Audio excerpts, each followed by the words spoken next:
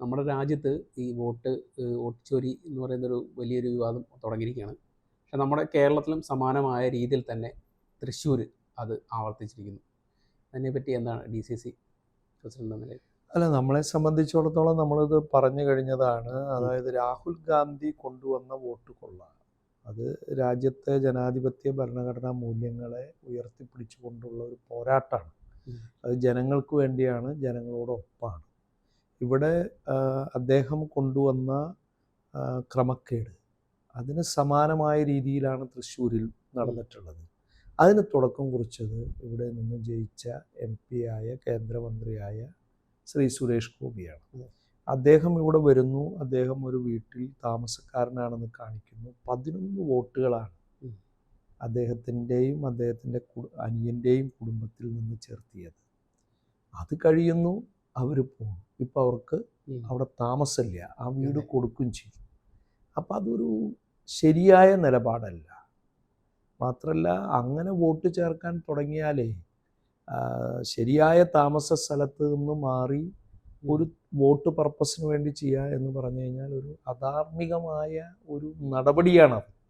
അപ്പോൾ ഒരു ധാർമ്മികതയ്ക്ക് നിരക്കാത്തൊരു കാര്യത്തിലൂടെയാണ് അദ്ദേഹം ഇതിന് മത്സരരംഗത്ത് വന്നതും അദ്ദേഹം വോട്ട് ചേർത്തത്.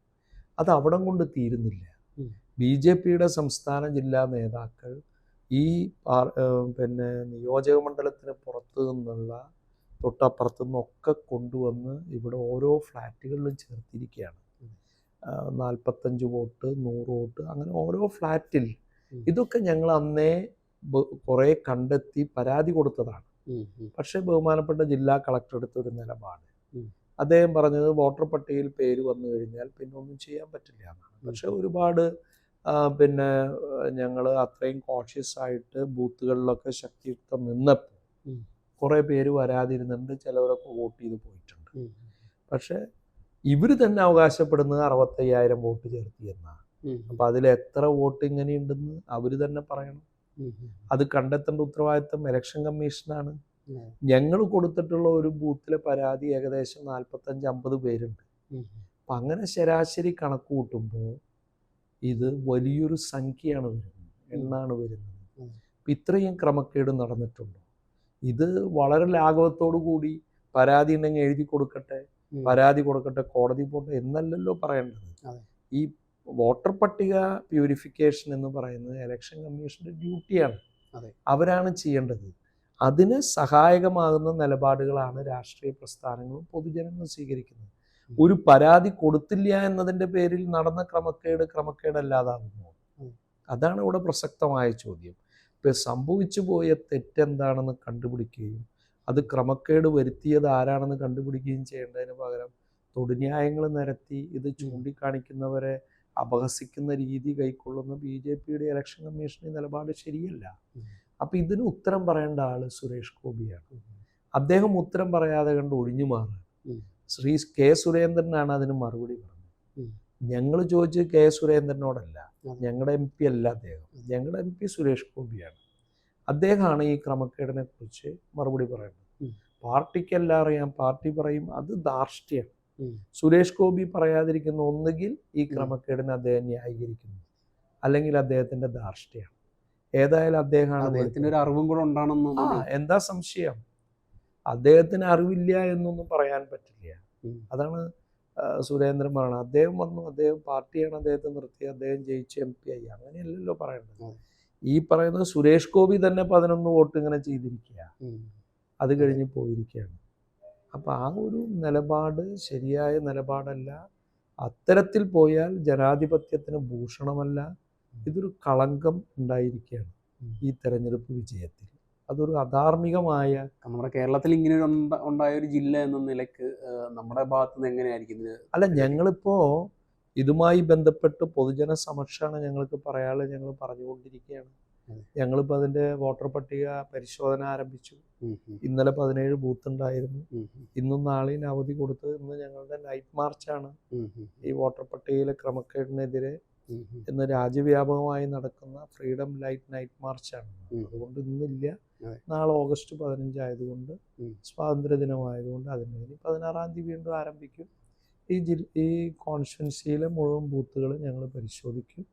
ആ തെളിവുകൾ കണ്ടെത്തുന്ന മുറയ്ക്ക് ഞങ്ങൾ സുരേഷ് ഗോപിയുടെ രാജി ആവശ്യപ്പെടുന്നുണ്ടോ? അല്ല, ഇതിൽ അതൊക്കെ അദ്ദേഹമല്ലേ തീരുമാനിക്കേണ്ടത്. ഒരു പിന്നെ കളവായി അല്ലെങ്കിൽ അധാർമികമായി നേടിയൊരു ജയം അത് അദ്ദേഹമാണ് തീരുമാനിക്കേണ്ടത്. അങ്ങനെ നമുക്ക് പ്രതീക്ഷിക്കാൻ പറ്റില്ലല്ലോ, കാരണം അവർ ഇത്ര കഷ്ടപ്പെട്ട് ഇതുപോലെ കള്ളവോട്ട് ഒരു കാര്യം ഉണ്ടല്ലോ, ഒരു തെരഞ്ഞെടുപ്പിനെ ഫേസ് ചെയ്ത് അദ്ദേഹം വന്നു, അതിൽ ചെയ്തിരിക്കുന്ന കള്ളത്തരം മുഴുവൻ അവരാണെന്ന് തെളിഞ്ഞുകൊണ്ടിരിക്കുകയാണ് ഇലക്ഷൻ കമ്മീഷൻ. അപ്പോൾ ഇലക്ഷൻ കമ്മീഷനാണ് അങ്ങനെ ഉണ്ടെങ്കിൽ തീരുമാനിക്കണം, പാർട്ടി തീരുമാനിക്കണം, സ്ഥാനാർത്ഥി തീരുമാനിക്കണം. അല്ലാതെ കണ്ട് ഞങ്ങൾ ആവശ്യപ്പെടല്ലോ വേണ്ടത്. ഇന്ത്യൻ ജനാധിപത്യത്തിൻ്റെ പ്രത്യേകത എന്താണ്? യഥാർത്ഥ ജനാധിപത്യമാണ്, ജനങ്ങളുടെ ആഗ്രഹമാണ്, അതാണ് ഇവിടെ പ്രതിഫലിക്കുന്നത്. അന്ന് അദ്ദേഹത്തെ ജനം തെരഞ്ഞെടുത്തു, പക്ഷെ പിന്നീട് ആ ജനം തന്നെയാണ് പറയണത് ഇത് മുഴുവൻ കള്ളത്തരാണ്. അപ്പൊ അത് അദ്ദേഹം തന്നെ ചെയ്തിരിക്കണു. ധാർമ്മികത പേരില് രാജിവെച്ച എത്രയോ വലിയ വലിയ നേതാക്കന്മാരുള്ള രാജ്യമാണ് ഇന്ത്യ. അല്ല, അതാണ് ഞാൻ ചോദിക്കുന്നത്. അത് രാജിവെക്കേണ്ടത് ലാൽ ബഹദൂർ ശാസ്ത്രി രാജിവെച്ച് ആരും പറഞ്ഞിട്ടല്ല. അതാണ് ഞാൻ ചോദിക്കുന്നത്. അതാണ് ഇന്ത്യയുടെ ഒരു രാഷ്ട്രീയ പാരമ്പര്യം, പൈതൃകം എന്ന് പറയുന്നത് ജനാധിപത്യ മൂല്യങ്ങൾ ഉയർത്തിപ്പിടിക്കലാണ്. അതാണ് രാഹുൽ ഗാന്ധി കൊണ്ടുവന്നത്. അതെ, അതാണ് ഞാൻ ചോദിക്കുന്നത്. കാരണം വെച്ചാൽ ഇത്ര വലിയൊരു കള്ളത്തരം കാണിച്ച് അധികാരത്തിലേറിയവർ രാജിവെക്കുമെന്ന് സ്വയം അങ്ങനെയല്ലല്ലോ. അത് ജനങ്ങള് നിരന്തരമായി ആവശ്യപ്പെടുമ്പോൾ അവർക്കത് ചെയ്യാതിരിക്കാൻ പറ്റില്ല. ഇത് ജനാധിപത്യ ഇന്ത്യയാണ്. ഇവരെത്ര അതിനെ മാറ്റിമറിക്കാൻ ശ്രമിച്ചാലും അതൊരു നാളിൽ ഉയർത്തെഴുന്നേൽക്കും, അതിലൊരു സംശയവും ഞങ്ങൾക്കില്ല. അതുകൊണ്ട് ഞങ്ങൾ പൊതുജന സമക്ഷമാണ് രാഹുൽ ഗാന്ധി പറഞ്ഞത്. അതുകൊണ്ടാണല്ലോ പരാതിയൊന്നും കൊടുക്കാത്തത്. അദ്ദേഹം പറഞ്ഞല്ലോ എഴുതി കൊടുക്കണം എന്ന് പറഞ്ഞപ്പോ അതില്ല, അത് അവര് ചെയ്യേണ്ട കാര്യമാണ്. അതാണ് അത് പരാതിയല്ലാതെ നമ്മൾ നേരിട്ട് ഞങ്ങളെ സംബന്ധിച്ചിടത്തോളം ഞങ്ങൾ ഉണ്ടായ സംഭവങ്ങൾ ഞങ്ങളിത് ചെയ്തുകൊണ്ടിരിക്കുകയാണ്. അതാണ് കാര്യത്തിൽ പറയാം. വളരെ നന്ദി.